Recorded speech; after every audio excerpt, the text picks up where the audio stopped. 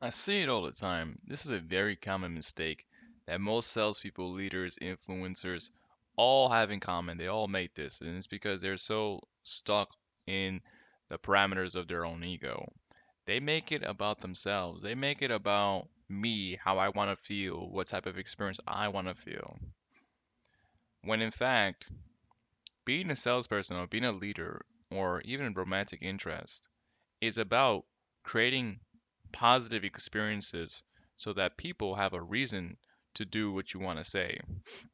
Being a leader is not about being a boss. It's about motivating, it's about inspiring.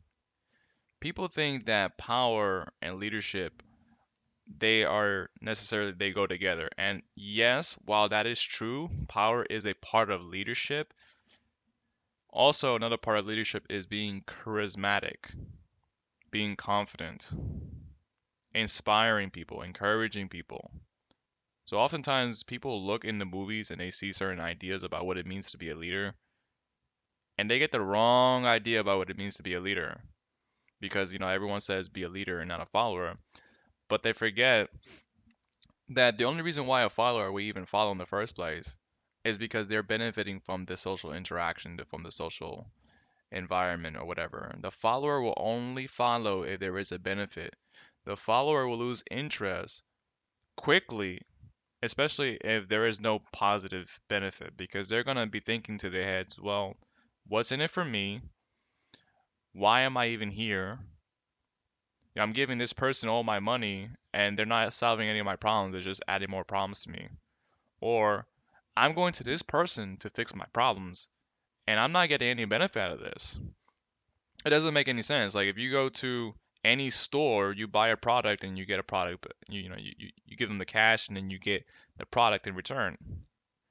But with certain type of leaders is like they want to give you a kind of a fake experience that they promise you the world that you're gonna get XYZ in the future or blah blah blah. They have you running in circles, giving you these empty promises, and they don't actually give you anything. They're just pretty much just wasting your time, taking your money.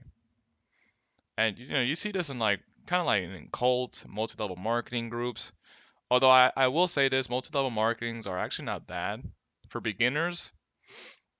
And it can be a lot of fun. You network with a lot of like-minded people. It's like an army for entrepreneurs. And personally, I don't think multi-level marketing is that bad. They actually do it in a very professional way. So most of the time, it's not even that bad. But I will be careful about joining those type of things. And then at some point, you want to outgrow those things because you want to do your own thing. And you don't always want to do what everyone else is doing because you're gonna get stuck in a certain position within a social group, and it's just not unless that's something that you do like on the side, then I don't see no problem with it. But whenever you're in a social group, you tend to have a tendency to like have to do what other people want to do, especially in a group setting because that's what everyone else is doing, whatever.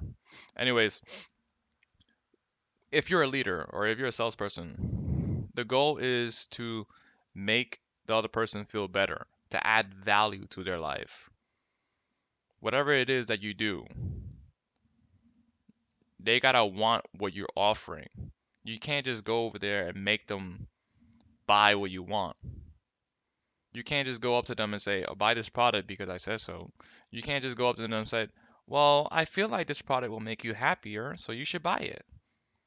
People buy things for their own reason, and people often forget about this. This is another big mistake that most people make. People do things for their own reason, not because they're being told what to do. That's called being a tyrant. No one likes to be told what to do. No one appreciates being bossed around.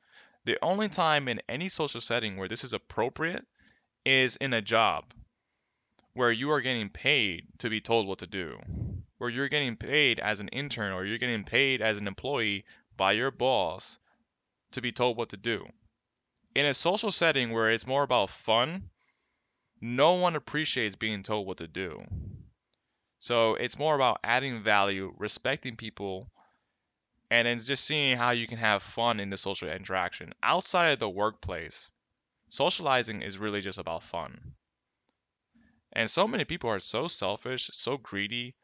I don't know what's wrong with people like nowadays. I don't know what it is. Like outside of the workplace, it's only about just having fun. Like I don't know where people get this idea that, if you meet me in the street that you can tell me what to do, or if you talk to me that I have to buy your product. No, it's really like, if you go up to someone and you're trying to sell something to them, it's optional that they say yes. It's optional that they say no. It's on the candidate or the person to want to say yes or no. There's really nothing that you can do to force them to say yes or no, but you can guide them in the process, in the decision process to make it easier for them to say yes. That you can do. But again, people mess this up because they get it twisted. They put their egos into everything that they do. They make it so selfish. They make it so much about how I want to feel, how I think, what's my perspective, what I think this person should do, what this person should feel like, blah, blah, blah. And really, this is only creates, it's very annoying, honestly, when you're in that kind of position. In this situation, you want to ask the person what they like, probably what they dislike, or just kind of give them the typical protocol of just kind of like give them the features and products and then say this is good for this XYZ reason, and then you close it and say, do you want this? Would you be interested in this? It's never, it's always an aspect to keep the free will of the audience in mind. Otherwise, this is going to leave a very salty relationship. Anytime you tell people what to do, anytime that you make people give up their egos or abandon their free will, you're going to see a lot of problems in that relationship. And that will end very, very quickly because people are very attached to their egos. People are, first of all, you don't make anyone abandon their free will. That's called slavery. And that's probably against the law. I'm pretty sure that is. And it's unethical. That's all I got for you on this one. This has been Davinci Neptune. Check me out on prosperitylife.com for the secrets of life, and be sure to check out those links down below because they will greatly benefit you in all types of ways.